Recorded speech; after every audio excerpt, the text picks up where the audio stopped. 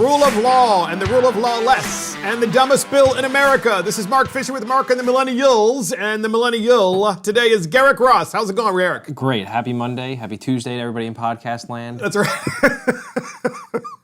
And of course, Christopher Hopkins, our assistant producer, and Adam Katura, our producer. So this podcast is entitled Rule of Law, or Rule of Law Less. Okay. And the dumbest bill in America. Per usual. Per usual, which we love to do. And it's a dumb one, believe me. It's all about socialism, as you can possibly imagine, because why have a pandemic if you can't take advantage of it if you're a socialist? You've got to take advantage of it. A little early, insight. It's Elizabeth Warren, so stir that in your mind while we go for the next 40 minutes before we talk about it. Get ready for Elizabeth Warren. So first up, Sidney Powell, Michael Flynn's attorney. So as you know, Michael Flynn was charged with lying to the FBI. Yes. And so now we know that with this incredibly difficult and very complicated case, that there very likely has been some impropriety and maybe a coup attempt by members of the FBI, James Comey, Peter Strzok, Lisa Page, maybe even others in the intelligence community like Clapper and Brennan. And who knows, it could go as high as the President of the United States. Some political retribution of the finest accord. And so Sidney Powell, now that we have new information that is available, Sidney Powell went on the news and is talking about the latest and greatest of her client, which is Michael Flynn. Yes. The latest and greatest of his case about how all of the charges against Michael Flynn have been dropped. And you have to ask yourself the question, well, how is that possible? Bill Barr.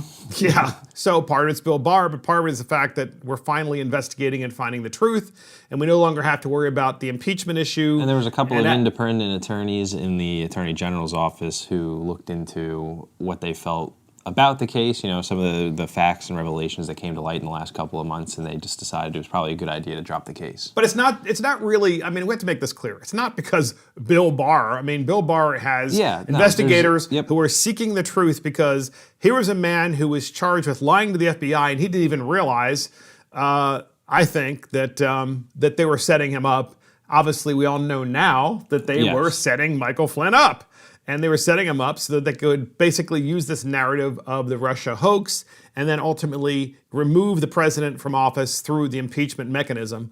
And clearly Adam Schiff was coordinating, and Nancy Pelosi, they were all coordinating with each other, at least at some point, because of all the different leaks that were happening with James Comey, missed the key leaker right there, who, by the way, ultimately went over and taught ethics at 2 years later in 2018, taught ethics at the College of William and Mary. Irony is a cruel mistress. Yes. So we have Sidney Powell. We have a clip from Sidney Powell, Michael Flynn's attorney, and here she is. So the whole thing was orchestrated and set up within the FBI, Clapper, Brennan, and in the Oval Office meeting that day with President Obama. So you think this goes all the way up to the top to President Obama? Absolutely. Bingo, bingo. And if that wasn't enough, if that weren't enough, then out of nowhere, President Obama, he's recorded on the phone with his team talking about the Flynn case and saying, well, the rule of law, we must make sure that the rule of law has some sort of meaning. And that's the name of this podcast, the rule of law or the rule of lawlessness. And here's Obama. We have a clip of this, and we're going to talk about this in great detail. Barack Obama actually, I'm guessing he wanted to be recorded. Or maybe it was Nixon and he forgot about the tapes. And here is the clip. That's the kind of stuff where you begin to get worried that basic, not just institutional norms, but our basic understanding of rule of law is at risk. So there you go. So Obama is worried that the basic rule of law is at risk because the case against Michael Flynn and all charges were dropped against Michael Flynn. What I'm hearing from Obama saying this on the telephone to his team isn't he really sending a message to his team that the presidential coup didn't work and we need to start doing whatever we can to cover up our tracks? Which is what they've been trying to do. Initially, it was, let's just go after them. And now we have the justice system in a very slow very organized and very deliberate way, finding some truth, finding out what actually happened. Thoughts? Initially, I think I'm going to say the first part. I am not one who's going to readily use the term coup quite yet or at all. You mean I don't coup? Coup, yeah, coup. Okay, sorry, a little pronunciation issue there. He wants a coup. For my chickens, yes. No, but you're from Jersey. I don't think you have a coup. But topic of the whole point here, it is, what do you want the relationship of your Justice Department to be as a legal organization in relation to the common, American individual? And one of the stunning revelations that I think is coming out of this is that people actually now apparently care about how prosecutorial conduct is done. So in this, you've seen where basically it is the MO of the intelligence community and a lot of these police organizations to, for better or worse, find any way that they can to make you guilty of something. And in the case of Michael Flynn, who they got to lie, who I don't think he should have lied. I think the information that he lied about was pretty insignificant. I mean, he was a former director of national intelligence, and he is a former lieutenant general and director of, I believe, CENTCOM in the Middle East, who had a phone conversation with a military power and their foreign affairs advisor, which is pretty insignificant. I mean, to a lot of people in the common media, it'll be significant, but I don't think, those two having a phone call is this big, huge, collusion conspiracy that the media would have made it out to be. Well, it's a big deal now because Obama really hasn't talked about this. He really hasn't had this kind of conversation. Certainly not that we're aware of, and certainly not one that has been recorded where it's available for everybody to hear. It sounds to me like he's worried. That's what I'm saying. It sounds like he's really concerned. Now, he's worried from the standpoint, at least per the way he articulated. Obama is saying, well, it's the rule of law, and what does this say about us if we don't have the rule of law because the case against Michael Flynn has been dropped? But it has been well documented that Obama really didn't like Flynn, and Flynn didn't like Obama. Yeah, and I mean, a lot of it in natural just stinks of political retribution and playing political chess with people's careers and putting them through the ropes and through the legal system. But the thing is a lot of this is also tied to, and I want everybody to know out there in podcast land, I get these emails all the time about Seth Rich.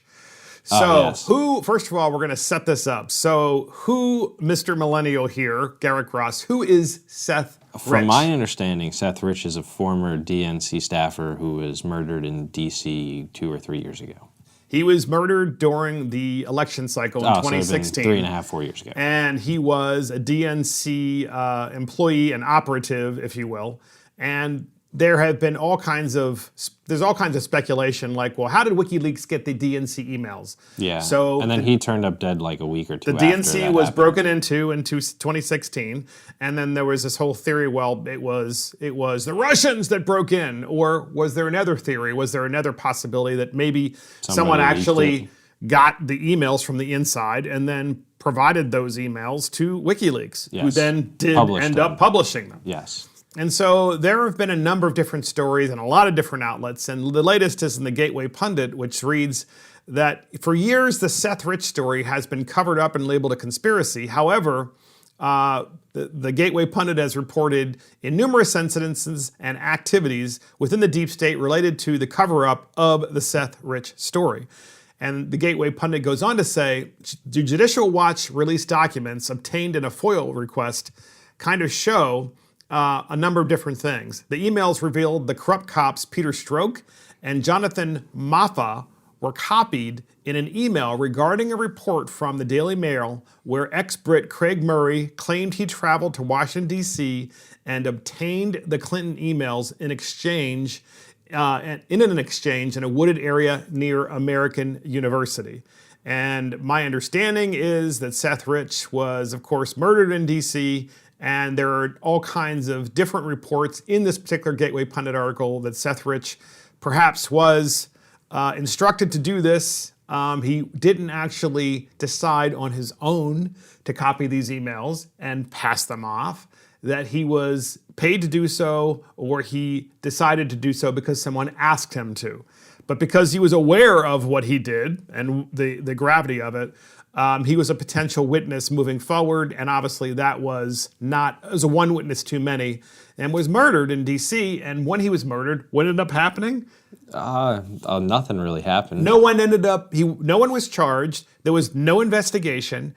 There was no robbery. He still had his watch and his wallet, and everything was intact. It just didn't make sense. Yeah, to a lot of people watching, it looked very confusing. And it still is. Odd. It still is. It hasn't been explained 3.5 years later. I know his parents, I've read some articles that they're really desperately searching for some kind of answers, and they haven't been able to get I've them. heard different stories on that his parents don't want any further investigation, or his parents really didn't, all the way to his parents do. Yeah. And I'm not really sure what to believe, because I don't believe the reporting that has occurred. Yeah, it's tough to believe anything, because like you said, you hear so many different stories. And even like the stories that surround the Seth Rich thing, a lot of them you can hear stories saying, he really was, an undercover operative, and then you see some that just say he really was in the wrong place at the wrong time. And it is really tough to kind of get to a lot of the bottom of these things. It is, but the timing is perfect, right? Because somebody inside of WikiLeaks had that opportunity to take those emails. And the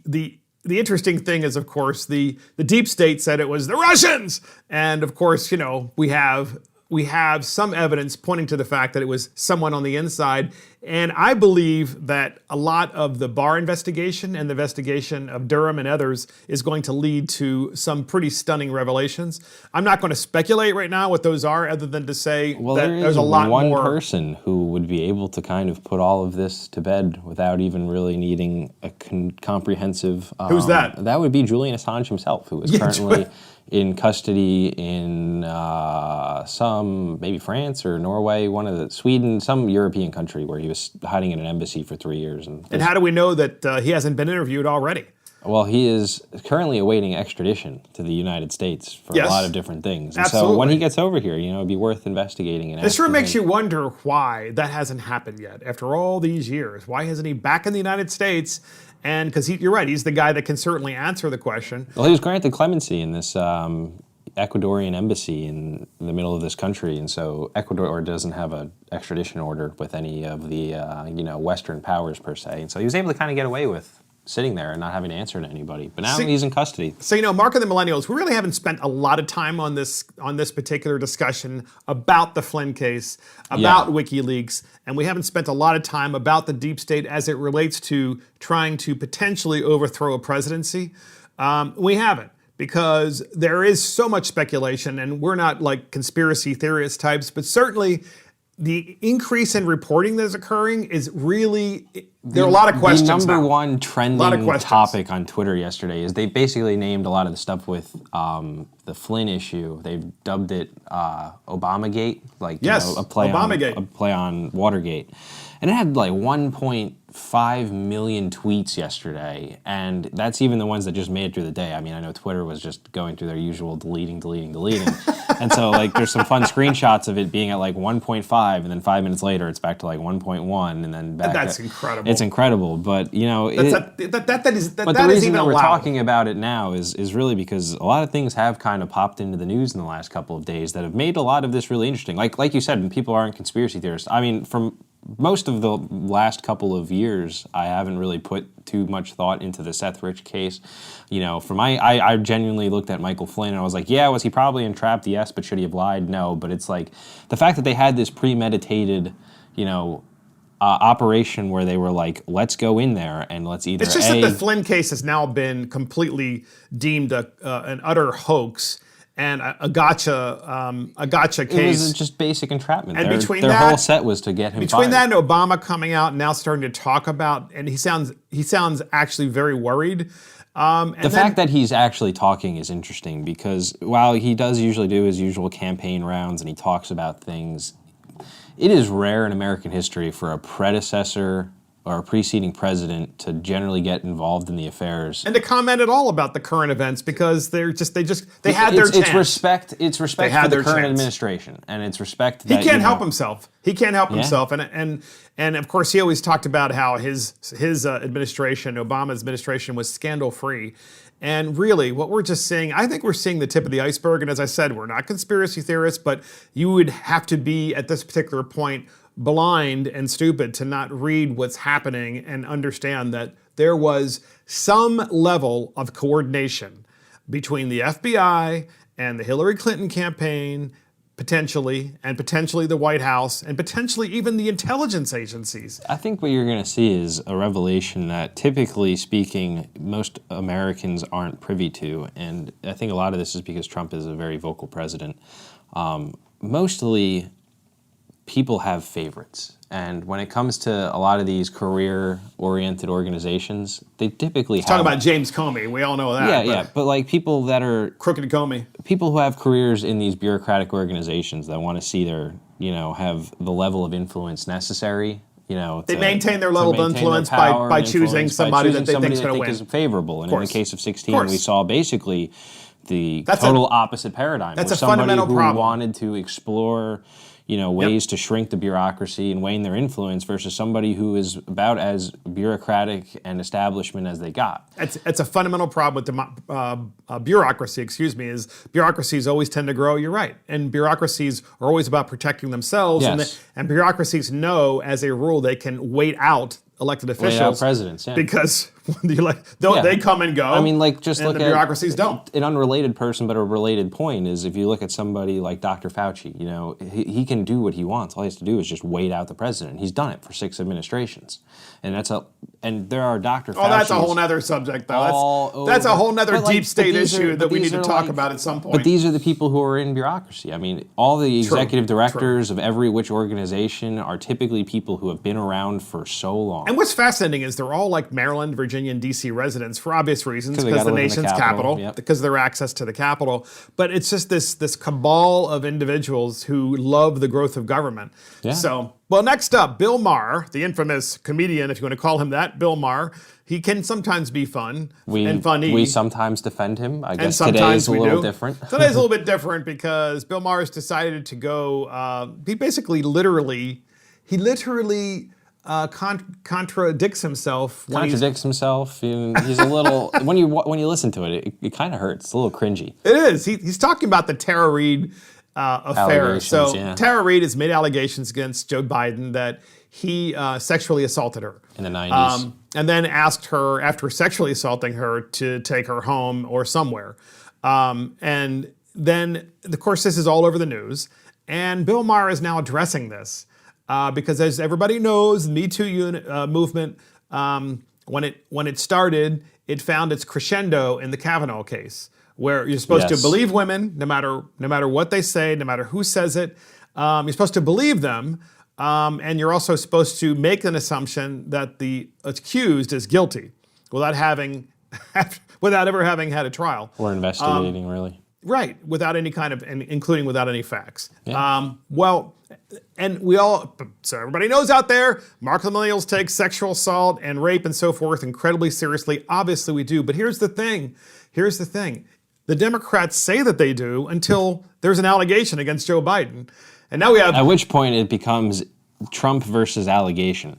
It's basically the conundrum they're faced with. It is either do we, take the allegation seriously and follow the own standard and burden of proof that we have set for ourselves as we've used against Republicans, or is Donald Trump being defeated the ultimate goal and that nothing could ever stand against that? And that's all that seems to matter with them. So here's Bill Maher talking about the dilemma that's Tara Reade, that they have with Tara Reade and the Democrats and the Democrat Party, but even with Bill Maher himself. We have a clip on that, and here it is. And Democrats are coalescing around the position that this accusation must be thoroughly vetted for the party to keep its credibility.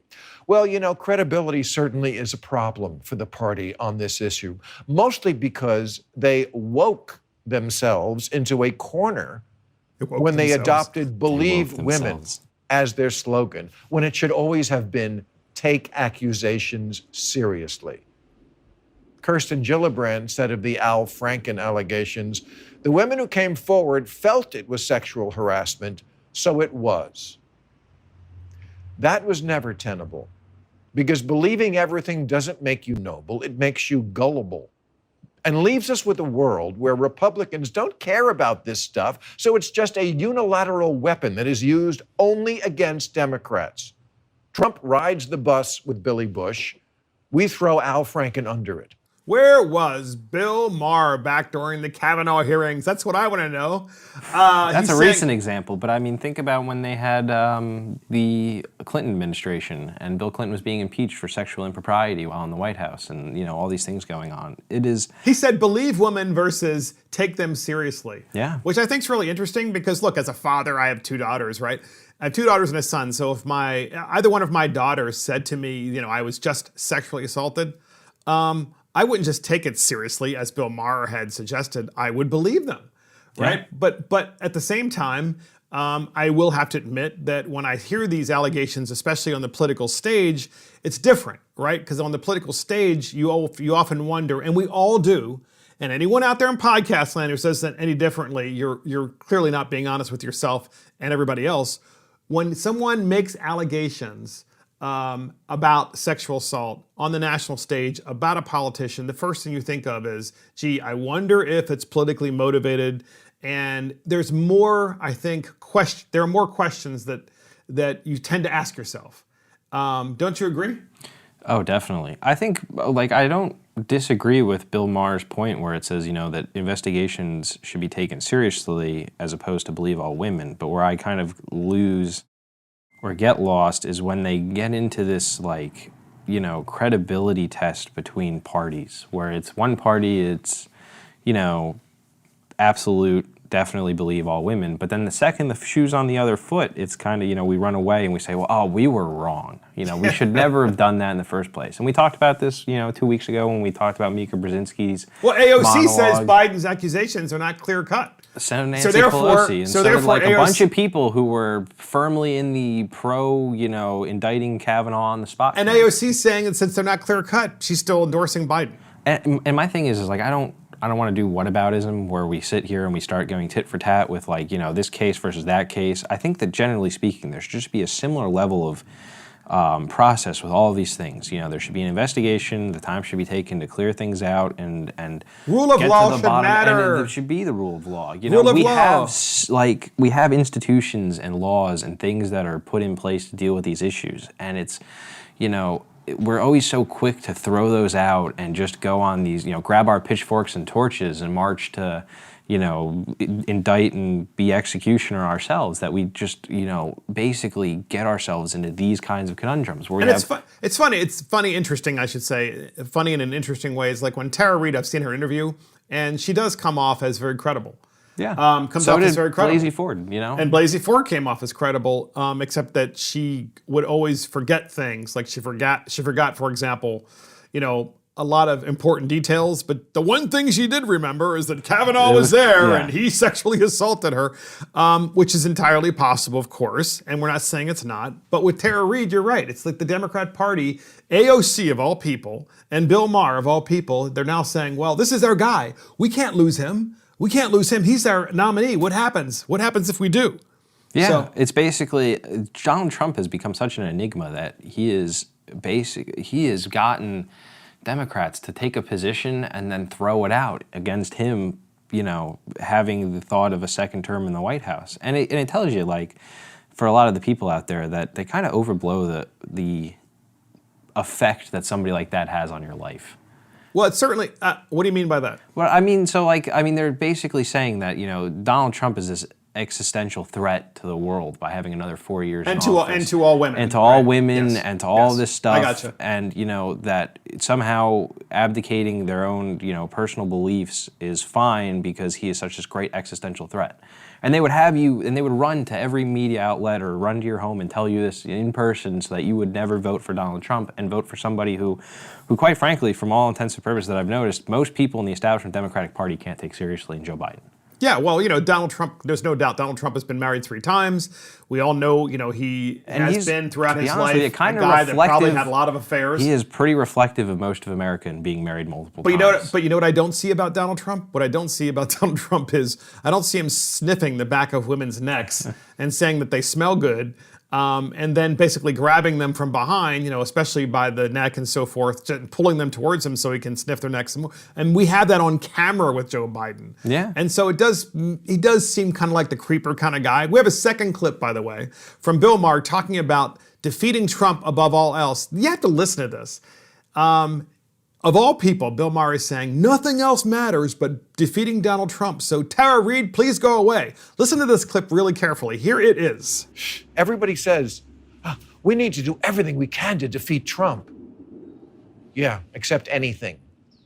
Well, I'm no good at being noble either, but if in 1993 Joe Biden had grabbed my nuts in a corridor, and I was in Washington that year, and I had this knowledge and revealing it could hurt the guy running against Trump, I'd save it for my memoirs. I'd like to think that I'd have a little more perspective. Yeah, so there you go. So he'd like to think that he would have a little more perspective, Bill Maher, because what he would do instead of Tara Reade is Bill Maher would have, if he were assaulted by Joe Biden, which is what Bill Maher gave as an example, if he were assaulted by Joe Biden, then Bill Maher would have waited. Since he's a big Joe Biden supporter, as is apparently Tara Reade, Bill Maher would have waited and put it in his memoirs rather than gone out and been public. He just wouldn't have done that. He wouldn't have gone public with it. I mean, can you imagine? What message does that send to your daughters? What message does that send to his, I'm not sure if he has daughters or not, but it's like the exact wrong message. It's funny you mention that because it's funny coming from a man who, first of all, it's funny coming from a man, just in general, right there. Somebody who can't, empathize with a lot of the plight of women in the professional workforce over the course of the last 40 years. Who have been victimized, who have legitimately. been victimized and brutalized by, men who hold power over them. But also, this is also Rich coming from somebody who's probably, I don't think, ever been married and does not have any kids. He doesn't have any children. Okay, he doesn't have any that. children. So for him, I just think it's funny that it's so easy for him to say, no, you're wrong, you shouldn't do this just because of some political thing. And, he's saying she should have put it in a book. Because it's politically expedient, that your case and the transgressions done against you don't matter because there's greater things at stake here. It's just interesting because Kavanaugh's accusers all showed up at the last minute, right? I mean, this man has been a judge in various courts, including the federal court, before becoming a Supreme Court justice. And he went through all these vetting processes before, but only when he was nominated Supreme Court. And a confirmation process. And the same to thing. be D.C. Circuit Court. And Tara Reade the same thing, second highest right? court in the world, yeah. Tara Reade the same thing. She showed up at the last possible minute. And one thing Maher said that is correct is rather than showing up during the primary, where it could have mortally wounded Joe Biden, she decided instead to wait. At least that's what Bill Maher's saying. She intentionally waited. Primary. Until actually Joe Biden became the nominee of the party. I mean, he's kind of the default nominee now, but it's still the primary, and a lot of things he's can the typically nominee, happen. but yeah, other than his very obvious sense of losing his mind and not remembering things and using various words that aren't appropriate at the given time. But and that's Joe Biden today. I can imagine what he was like years ago with Tara Reade. Yeah, no kidding. So next up, CNBC has Elon Musk. They report that Elon Musk is threatening to move Tesla's headquarters out of California because of the local government's extended shelter-in-place order. Good for him. And so he's like, I've had it. I need to reopen my company. I need to start the manufacturing process again. I need to be pushing forward with this company. And basically Musk is saying, enough. I'm not going to do it. I'm going to move. We have a clip on this, pretty fascinating, and here it is. On Saturday, Elon Musk said the company was preparing to file a lawsuit, this against Alameda County, California, over pandemic-related restrictions. Here's what he tweeted. He said, quote, frankly, this is the final straw. Tesla will now move its HQ and future programs to Texas, Nevada, where immediately, if we even retain the Fremont manufacturing activity at all, it will be dependent on how Tesla is treated in the future. Tesla is the last car maker left in CA in California. Later on Saturday, then Tesla followed through, filing a lawsuit against the county over contradictions with state policy. So that's right. So Tesla's actually gone as far as to file a lawsuit saying we are opening and we don't want to get in trouble by reopening. So we're going to sue you because we have an absolute right to reopen. By the way, Elon Musk is correct. He does have an absolute right to open his company. It is his company. He has a fundamental responsibility to shareholders. He has a responsibility to shareholders to open his company back up. Yes. I think similar to how customers should always be in search of the best deal and, haggle and, compare prices, companies at the same hand should always look into what is the best economic deal for them in terms of who their, provider is or who they're buying from per se. And so, Tesla is a consumer buying products, space, government taxes from, either California, Nevada, or Texas. And when you compare, a lot of the hurdles that California is going to make them jump through in respect to Texas, Texas is more willing and ready to accept Tesla because they're an economic driver, and generally speaking, it is better for their economy, their jobs numbers. They're pro-business, and they're pro-business to California. Exactly. I mean, California has the fourth largest economy in the world. Yeah, they'd be their own country. They'd be the fourth in the world. So, but it doesn't it doesn't change the fact that this state, which happens to be the fourth largest economy in the world, seems to be chasing every single manufacturer outside of the state. Yeah, last car manufacturer in California. I mean, it's this last one, per CNBC's reporting. After all, California is the same state that decided that if you drive for Uber or Lyft, you're an independent. You're not an independent contractor. You're actually an employee. There's a nexus between you and the employer, and they have to do withholding and so forth. You can't be your own small business and drive your own car as a subcontractor, which of course is ridiculous. But I think, this particular situation with a high-profile person such as Elon Musk and Tesla, I think this particular example is what's going to be happening nationwide. We're going to see increased migration of businesses, including big businesses and small businesses alike, migrating from the blue states to the red states. And all we ask, at least those of us that are in the red states, and by the way, for those out there in podcast land, I unfortunately live in a blue state. Very blue here. It's very blue in Maryland. But the fact of the matter is, I'm hoping that when these companies move out of the blue states to red states, they don't bring their politics with them. Please don't bring. There's a reason you left. You left for a reason. Don't bring it, all right? Leave it back there. Let them continue to mess up their economy. And then eventually it'll crash, or it'll correct itself because people finally wake up and go, what was I thinking? Yeah, what was I doing? And, my government put me in this position. I mean, after all, that's why we're having this. We've had many conversations about why have so many jobs going over to China? Why have politicians allowed jobs to be exported to China? Competitively, the United States is not as pro-business as it used to be. Not as pro-manufacturing and, because of federal tax, issues and things like that. And what's fascinating, Garrick? What's fascinating is we're watching this in real time with Tesla in California. So you could say, well, gee, California is the United States and the rest of the United States is China, just as something that's analogous. And here's California pushing a manufacturer out, not listening. And we kind of been doing that for the past 40 years with China, where we've basically said, oh, that's okay. You're going to save a few bucks making that widget. Yeah, move it over to China. It doesn't matter what happens to the jobs. So I saw a tweet and so the chair of the California Finance Committee in the Assembly, which is their version of like the House of Representatives or whatever, her tweet in response to this was simply explicit Elon Musk. So she said F Elon Musk, basically. And it just tells you kind of the attitude towards it, where it's like, oh, well, you know what?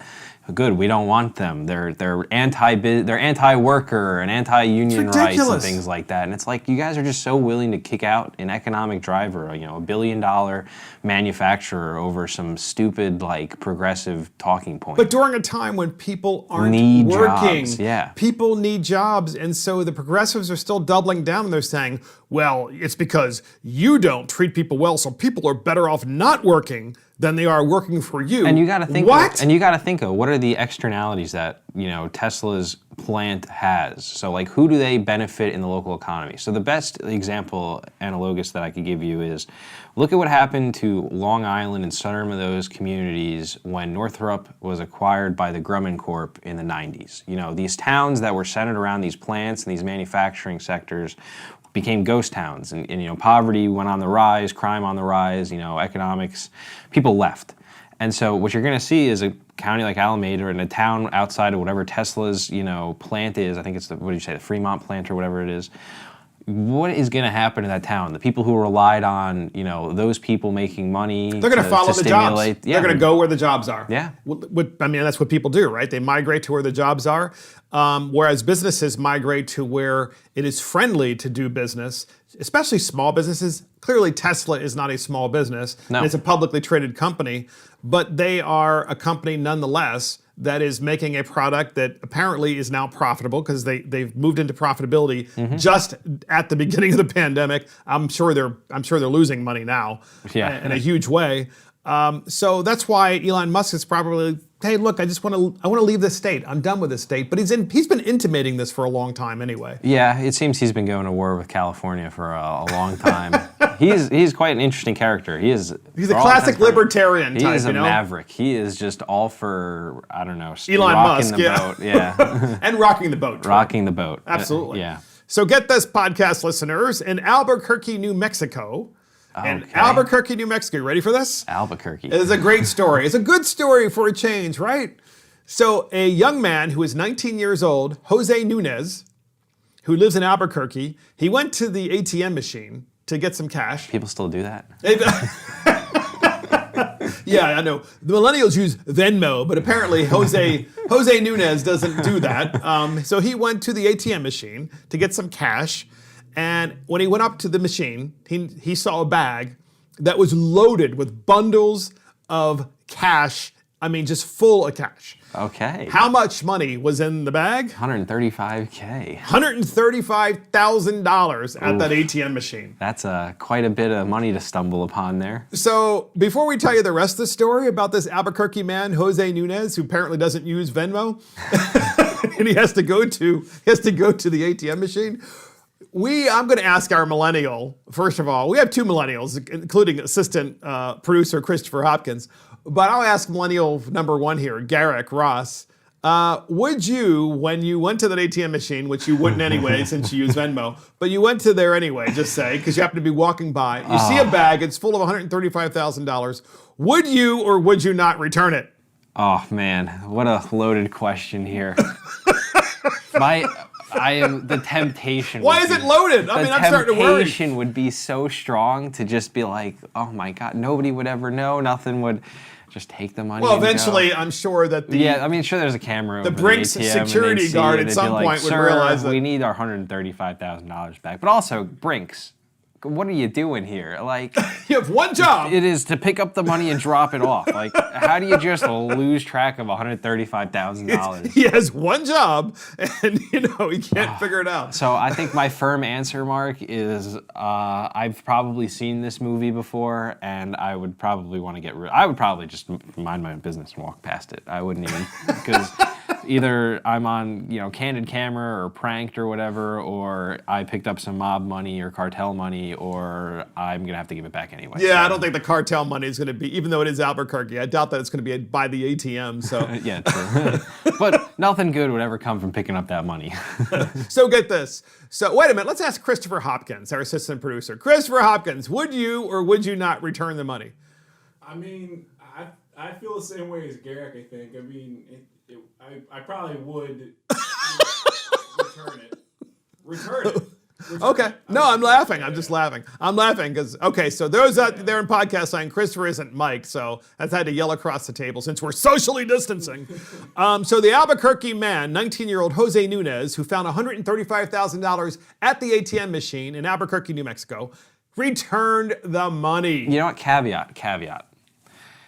Since it was next to the ATM, I would probably return it because there's probably a lot of witnesses. But if I was just walking around the woods one day and I found $135,000 stashed in a bag in the woods, that's a whole different story. That's true. That would get a lot of different consideration. Well, yeah, but then you got to be, okay, I'm not even going to go there about what you have to be worried about, I mean, there seems to be cameras everywhere, certainly at ATM machines, but nonetheless, this young man returned the money. We have a clip of him talking about him returning the money, and here is the clip. In the back of my head, I was just thinking about my parents, especially my mom. What would she would do if I came home with the money, and what she would do with her chancla to hit me. So there you go. So that's Jose Nunez talking about, he by the way, he got a reward. He was holding a big check in the picture, and they gave him $500. Oh, wow, what a consolation prize. Thanks for giving us back $135,000. Here's $500. And then apparently, so he got $500 towards like an education fund, and then someone else, maybe it was Brinks or what have you, gave him another $1,000. So he walked away with $1,500.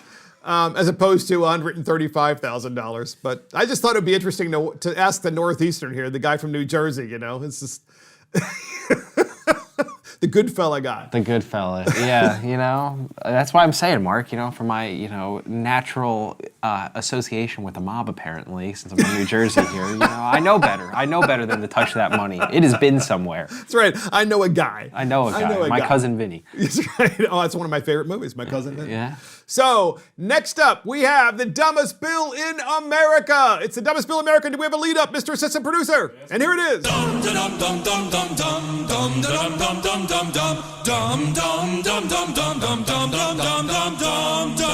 And it's the dumbest bill in America, and we have the dumbest bill in America being nationalizing medical equipment manufacturing. Oh, boy. Nationalizing medical equipment manufacturing. My favorite word, nationalizing. So, it's called the COVID-19 Emergency Manufacturing Act of 2020. Yes. The COVID-19 Emergency Manufacturing Act of 2020. That's a mouthful, I know. Sponsored by Elizabeth Warren. Senator Elizabeth Warren. Our favorite. And Representative Jan Schakowsky, a Democrat from Illinois. She's on the House side, and Warren is, of course, on the United States Senate side. For the joint file. Their bill introduced would require the federal government to do, among other things, publicly, it literally says this in the bill, publicly manufacture PPEs, personal protection equipment, prescription drugs, and other medical supplies. Vaccines. Yes. That was a Thoughts. big one. But publicly manufacture. We have a giant, broad industrial complex that could do that 10 times better than the government ever could.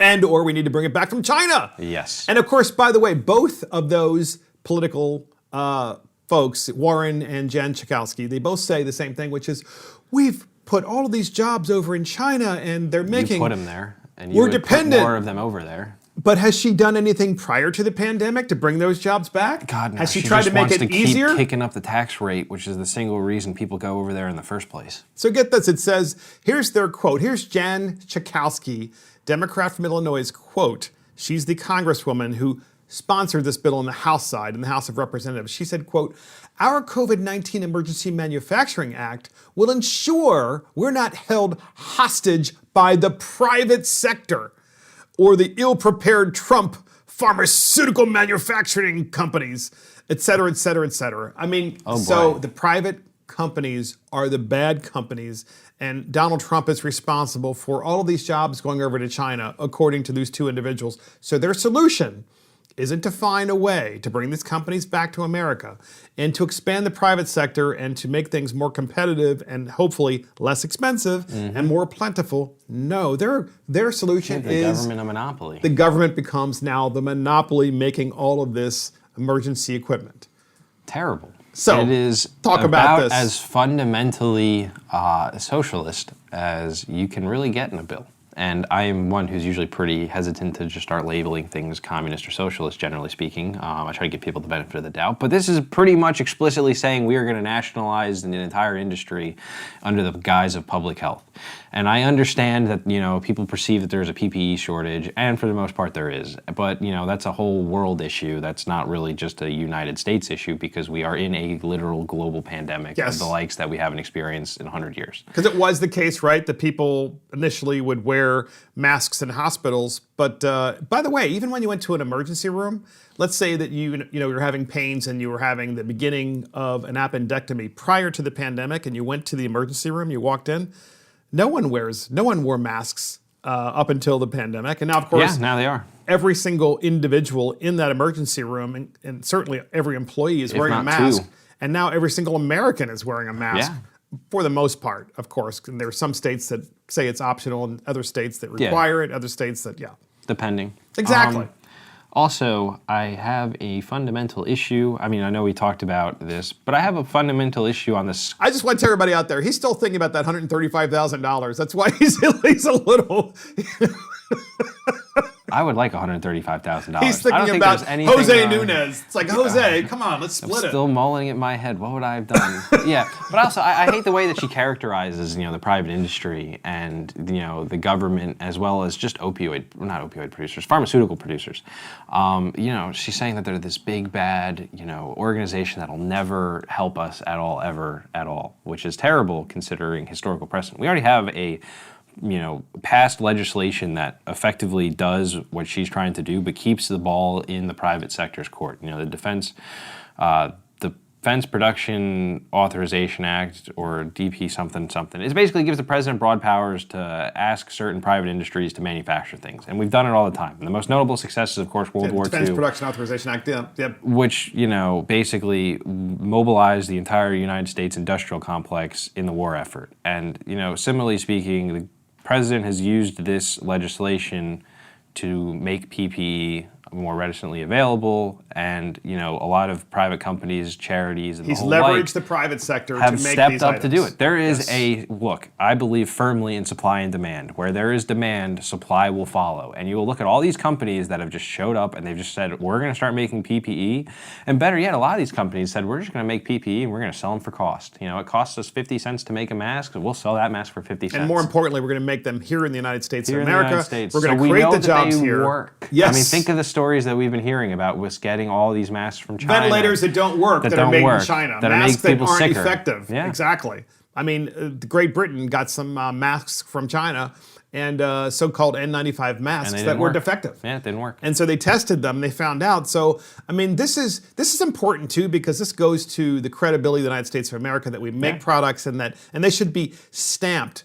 That stamps should say "Made in America." And our private industrial complexes, they're good at doing these things, and they know what works, and they really do. They do, and they make sometimes a little bit better product, a little more expensive. But the government always has this one overarching principle, and that is that we have to do whatever we can in the most cost-effective way when it comes to things like this. So what they'll try to do, inevitably, is cut corners and get costs as low as possible, which will inevitably lead to some kind of issue with production, whether it is, bad defective objects or, just bad workforce. So get this, we're talking about this really dumbest bill in America, which is the nationalizing of medical equipment manufacturing in the United States. And of course, we're in the middle of a pandemic, and South Park called this many years ago. Oh yeah. When they had an entire episode about the SARS epidemic. God, I love South Park. It is the Millennials' favorite show. So, and some of this is analogous, of course. We want to make everybody out there at podcast land understand. We take the pandemic very seriously, and we think it's terrible that people have lost their lives, obviously, and we want to make sure that we can solve this problem with a vaccine once and for all, and to wipe out this awful COVID-19 pandemic once and for all. Nonetheless, it is indeed the case that it's much more survivable than what we were told initially, it being COVID-19. And South Park found out the same thing with all the scares about SARS. Obviously, COVID-19 is much more serious, without question. But nonetheless, South Park made fun of SARS, and we have Randy, who apparently has developed SARS in South Park, one of the main characters. And we have Stan, who I guess Randy is Stan's dad. And Stan is tending to his dad in this particular clip, and here it is. It's all right, Dad. How's your mother? She's hanging in there. Here, drink some beer. It's cool on my tongue. It's gonna be all right. Stanley, listen to me. I have SARS. There's only a 98% chance that I will live. No, Dad, no! Listen, no. Stan. SARS is destroying our people. The Native Americans put it in the blankets they gave us. Soon there will be only 98% of us left. What can I do? You must find a cure for SARS, son, and save our people. Cure SARS? Oh, Jesus. Oh, Jesus. Cure SARS? Oh, Jesus.